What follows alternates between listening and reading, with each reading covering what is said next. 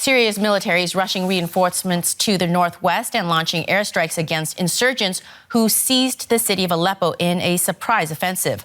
The rebels, led by a jihadi group, are now advancing to neighboring Hama province. While some are welcoming the fighters, thousands are fleeing the region and finding refuge in displaced persons camps.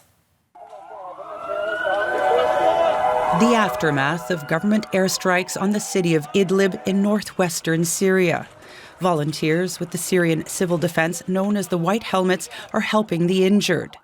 Russian and Syrian warplanes are targeting the rebel-held stronghold after thousands of opposition fighters launched a surprise assault a few days ago, sweeping through several towns and villages, including Aleppo to the north.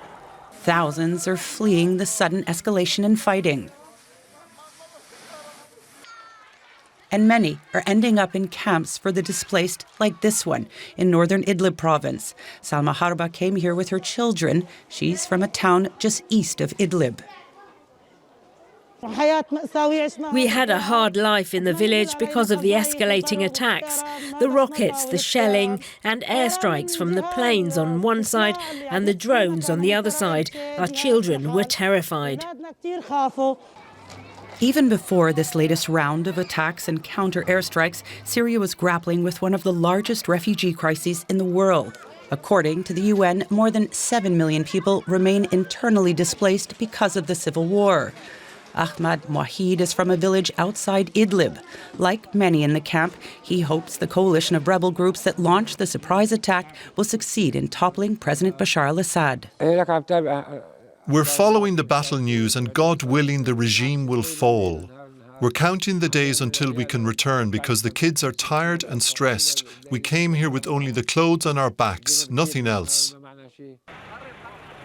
67 kilometers to the north, the rebel advance has allowed another group of exiled residents to return home. This line of vehicles is entering Aleppo city. After a decade of control by Bashar al-Assad's forces, opposition fighters have captured much of Syria's largest city. Praise God, after 10 years of displacement from Aleppo, we have returned. May God bring back every displaced person and return our people, those still in tents, to their homes.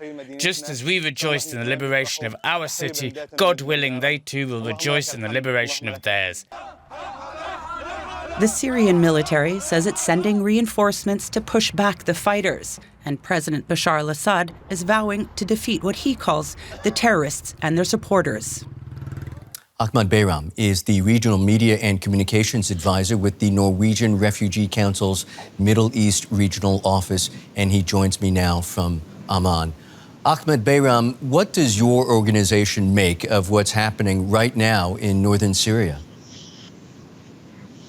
Of course, it is worrying times for everybody involved, for the families in these areas that are seeing the hostilities or the rise in violence. Of course, for aid workers who work across areas and cities and towns, who now have to suspend, aid operations at the Norwegian Refugee Council. We've had to suspend operations, except for some life-saving and critical operations. I think what's happening,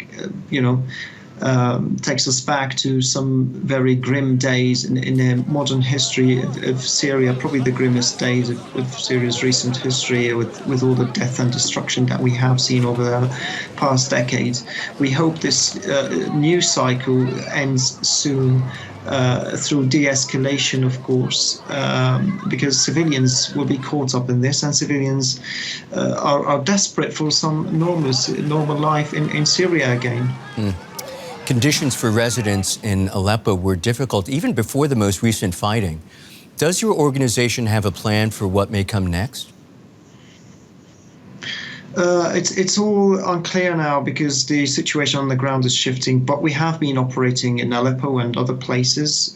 We have been in the north of Syria for years now. We have been providing shelter support, education support, and water services for people displaced. What we're worried about now is that this will only increase, that we will see increase in the number of people displaced, and we have seen that around 18 to 20,000 people.